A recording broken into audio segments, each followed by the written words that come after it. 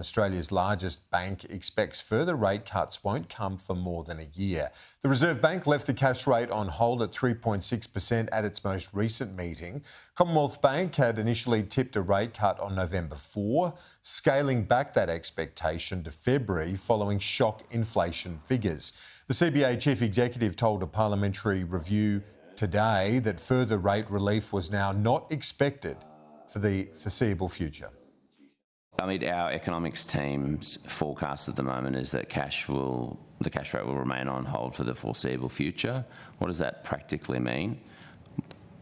More likely than not through 2026. To answer your question directly, no, I don't think a reduction in the cash rate is likely in 2026.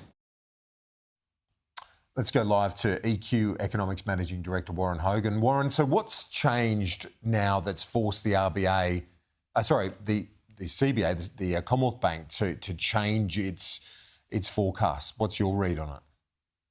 Yeah, good afternoon, Kieran. Well, it is the same thing that's forced the RBA to change their view as well, and that is that we've got an economy that's recovering, and we've seen consistent strength in consumer spending since May, really since the election was out of the way, and business activities picking up.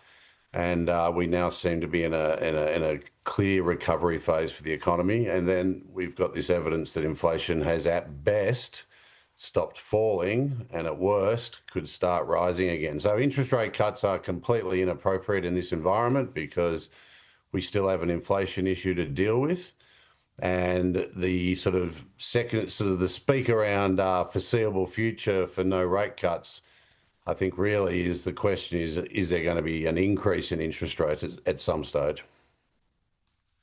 Interesting. Okay, so when you say that, is that 2026 rate hike? Is that the sort of question we now need to be looking at?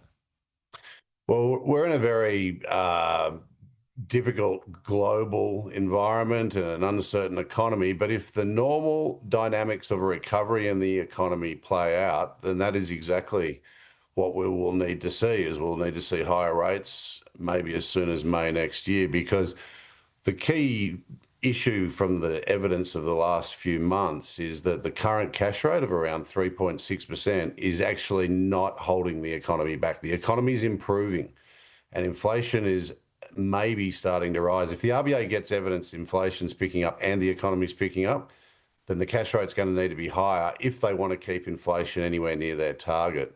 So there could be lots of things that happen. We could have a financial meltdown, we could have a trade war, anything. But putting all those X factors to the side, the natural dynamic here is moving towards a rate hike in 2026. The CBA says that immigration needs to come down. What did you make of that intervention?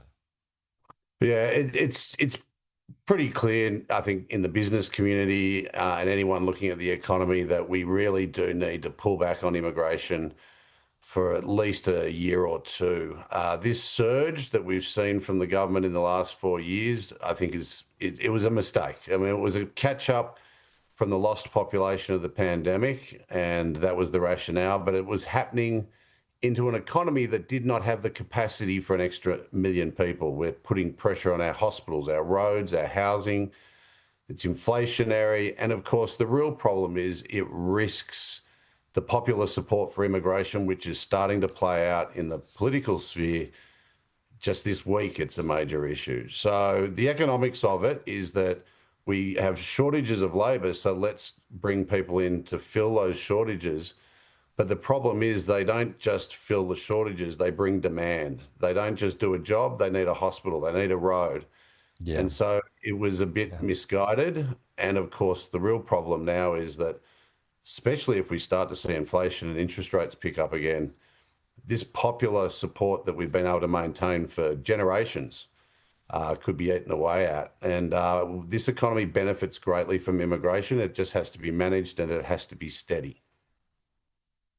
I've got to say, it was a little, you're pointing out this is a broader view within the business community. It was surprising to hear the Commonwealth Bank chief so blunt on this issue. He says that this has to happen in terms of house prices too. Yeah, well, they see this up close every day as the biggest lender in the country. But we do have a very obvious shortage of housing. The affordability is the worst it's ever been in this country, or at least in the last 50 years.